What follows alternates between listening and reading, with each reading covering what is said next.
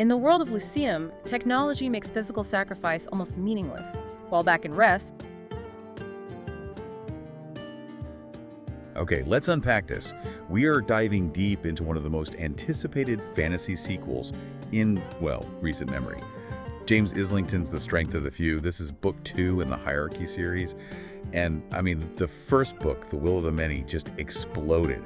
It was getting comparisons to Red Rising, setting these impossibly high expectations. and that pressure, you can feel it. It certainly dictated the author's strategy here, because based on the sheer volume of reviews we've gone through, this sequel takes a massive high-concept risk. So our mission today is to distill what that pivot is, explore this incredibly ambitious multi-world setting, and, most importantly, synthesize the wildly contrasting reviews. They swing from calling it a masterpiece to, a very conflicted 3.5 out of 5. So here's the core premise that sets up the next, 1,000 pages of action. And you really need to hear this. Our protagonist, Vis Telimus, he navigates all the games and challenges of the Obiteum. He wins, only to find out an ancient device in the labyrinth has duplicated him across 3 parallel worlds. I'm talking Res, Obiteum, and Luceum. And the stakes just immediately jump off the charts. This isn't just a plot device, it's a thematic challenge. Vis is no longer one person who can fail or succeed on his own.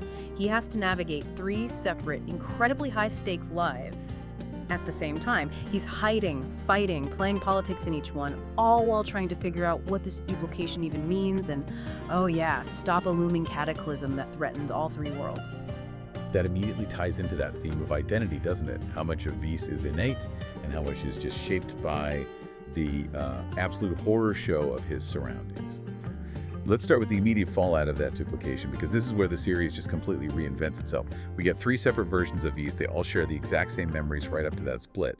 But, and this is crucial, they are not a hive mind. They're distinct individuals, forced to evolve differently in these radically different worlds. What's fascinating here is the sheer narrative risk. I mean, if you came into this expecting a purely Roman-inspired historical fantasy, all senators, swords, secret meetings, that expectation is immediately thrown out the window.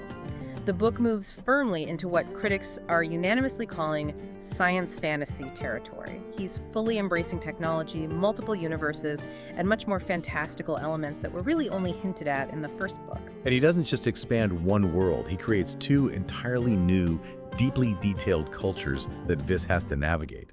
You still have Res, the original Roman-inspired world.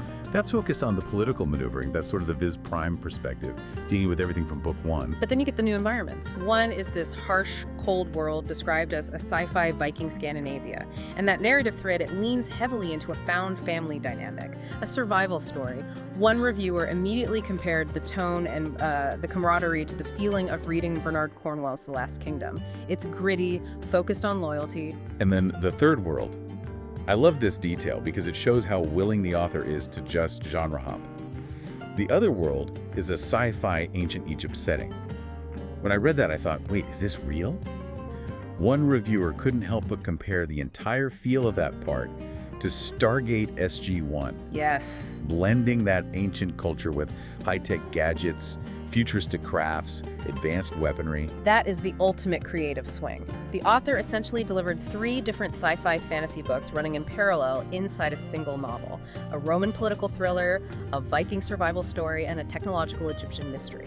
That level of complexity requires incredible juggling, and it's why the reviews are so polarized. It's a massive tonal whiplash. Yeah. But it's one that's clearly trying to test the exact limits of Vis's personality and his skill set. The question is, how successfully does it manage that shift 3 times in one volume without losing that core emotional anchor? That juggling act leads us right into the biggest point of contention in the reviews, the character of Vis himself. Because he's dealing with such different threats, he has to be, hugely capable. And we know some fans are already comparing him to iconic fantasy leads. They see him on the path to becoming as recognized as, like, a Kaladin Stormblessed or a Darrow from Red Rising. But then you have this persistent critique about the good-at-everything trope. How can one character be so polarizing? What are the 2 camps seeing differently? The criticism hinges on competence without consequence.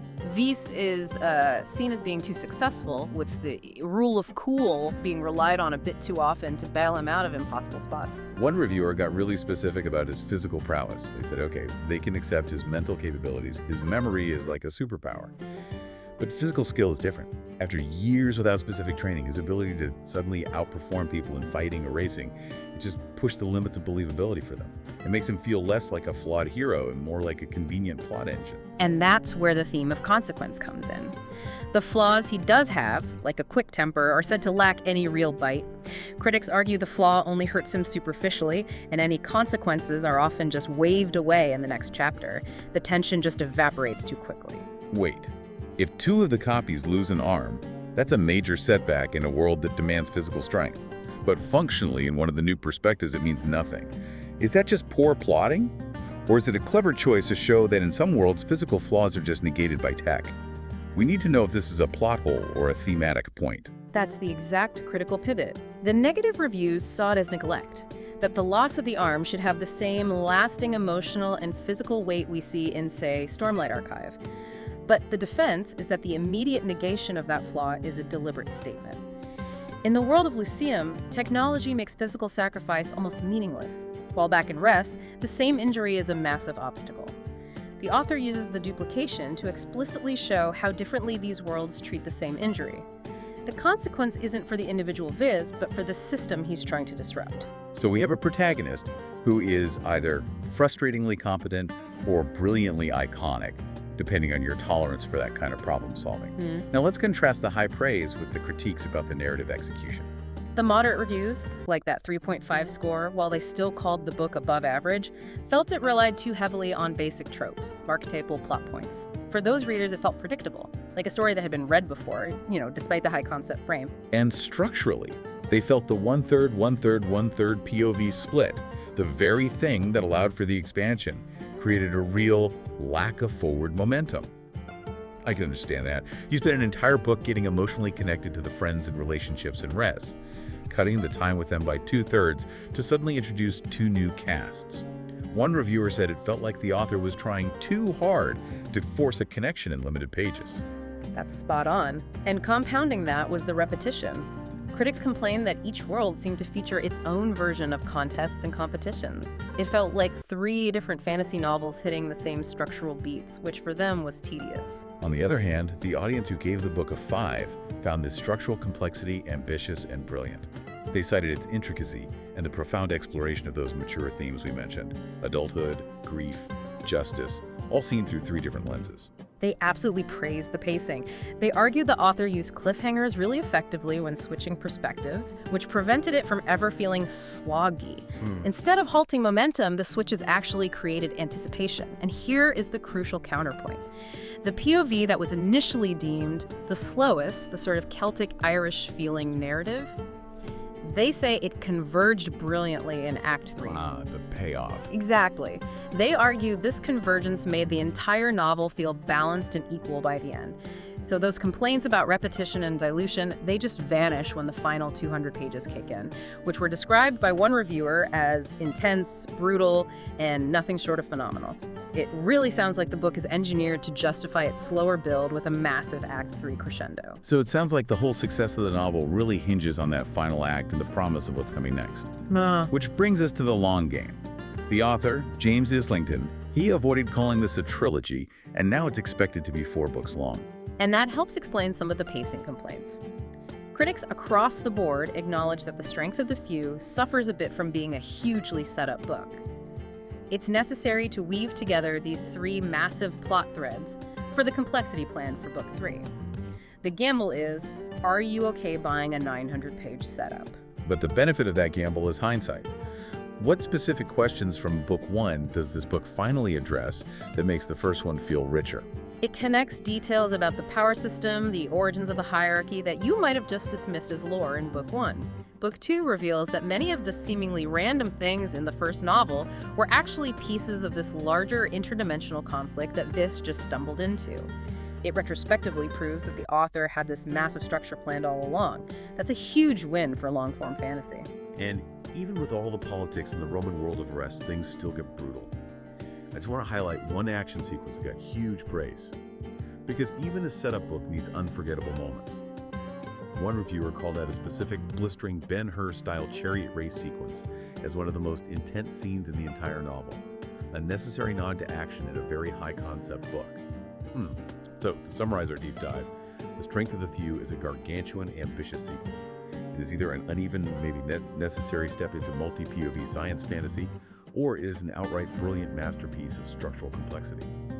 The difference seems to depend entirely on your tolerance for that world expansion, a reliance on some foundational tropes, and a protagonist whose confidence, well, it rarely, if ever, fails. If we connect this back to the bigger picture, the entire novel is a massive thought experiment on human nature. It uses duplication to explore identity by placing the same person, Vis Telimus, into 3 wildly different circumstances. One obsessed with political control, one with communal loyalty, and one with pure technological power. Which raises an important question for you, the listener. If your entire identity and history remained exactly the same, but your physical world, your belief system, and your power structure changed overnight, how drastically would the core of you change? And which version of you would be the strongest? Now you know the stakes, and the deep dive is complete. We encourage you to explore the Hierarchy series and decide which of the 3 vices you connect with the most. Grab The Strength of the Few by James Islington, now on sale. $25.95. Don't miss this chance and build good habit and achieve remarkable results. Buy now, today.